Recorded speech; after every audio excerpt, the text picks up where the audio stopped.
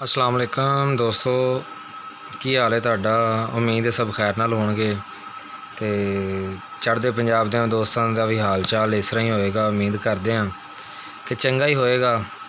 तो दोस्तों अज पट्ठियां दे दर्द के हवाले नाल पहले एक वीडियो तुहाडे नाल शेयर की सी जोड़ां दे दर्द के हवाले नाल। अज पट्ठियां दा दर्द यानी कि मसल्स पेन दा जिहड़ा ना तुहाडे नाल कोई नुस्खा वगैरह शेयर करने ताकि दोस्त अहबाब आसानी नाल जिहड़ा ना इस मसले तो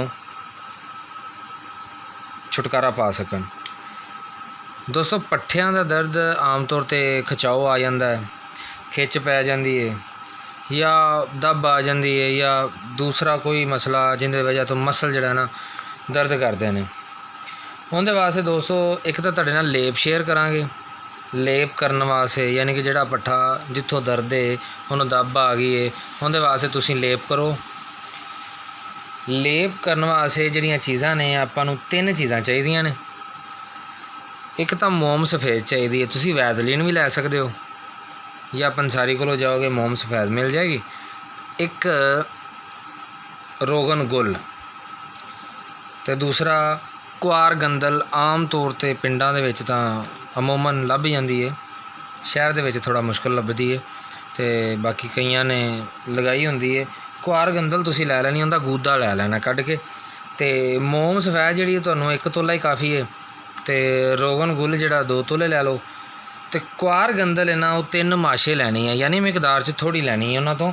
उस तो बाद इन्हां नूं जनाब तुसीं गुल इन्हां नूं मिक्स करना है, गुल रोगन नूं ते कुआर गंदल नूं ते मोम जिहड़ी सफ़ेद मोम है या वैजलीन इन्हां नूं मिक्स करके तो तुसीं लेप बना लेना यानी कि मरम टाइप बन जाएगा। उस तो बाद ये तुसीं उहदे ते लगाना है मसलां ते जिथे कोई तुहानूं मसल पेन हैगी है। तो उस तो इलावा इहदे वास्ते तुसीं मालिश भी एक बना सकते हो घर दे अंदर ही कि सुंड लै लो।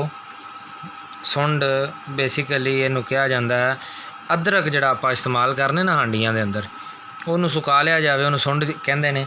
वो तुसीं सुंड लैनी है यानी कि सुक्का अदरक लैना है, उहनूं तुसीं पीस लेना है मिकदार दे विच 3 माशे लै लो। उस तो बाद या वध घट तुसीं अपनी मर्जी नाल कर सकते हो।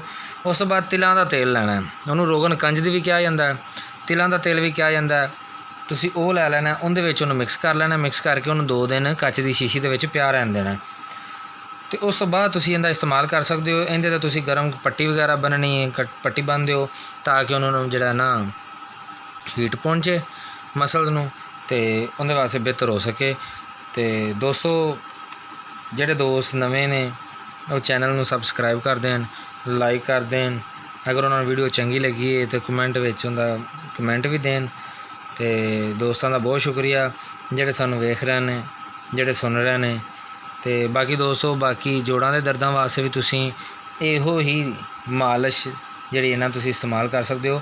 जिहड़ा लेप है वो नहीं, मालिश नूं तुसीं इस्तेमाल कर सकते हो वड्डे जोड़ गोडे वगैरह मोढे वगैरह या बाजू, क्योंकि एक वीडियो तुहाडे नाल पहले भी शेयर की सी वड्डे जोड़ां दे दर्दां दे हवाले नाल।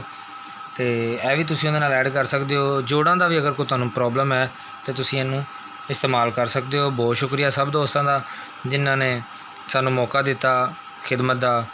तो जज़ाकल्लाह, बहुत शुक्रिया। अल्लाह हाफिज़।